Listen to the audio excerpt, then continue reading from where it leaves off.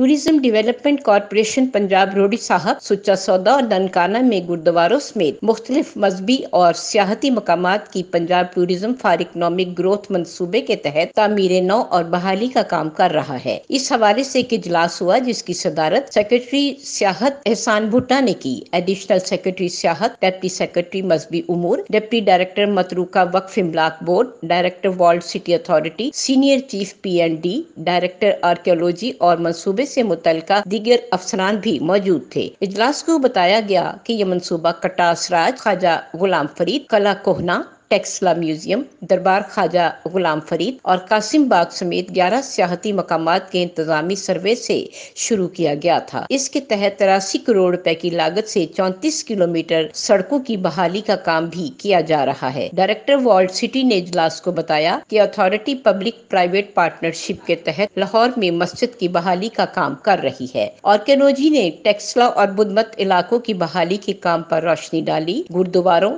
तला जोगियां, भाई करम सिंह, चुआ साहब और मता कोई साहब की बहाली के लिए अमेरिकन NGO के ताउन से किए गए काम से आगाह किया। इजलास में बताया गया कि बोर्ड ब्रॉड ला हॉल की बहाली और करतारपुर में डोमेस्टिक सियाहत के फरोग के लिए महकमा सियाहत से मुआहिदा करने के हतमी मराहिल में है। सेक्रेटरी सियाहत एहसान भुट्टा ने तमाम अफसरान की काविशों को सराहा और उन्हें तमाम मंसूबे वक्त पर मुकम्मल करने की हिदायत की। उन्होंने तमाम महकमों का काम के दौरान मयार और शफाफियत को बरकरार रखने की भी हिदायत की। राहत अफसा, सदाए लाहौर न्यूज़, लाहौर।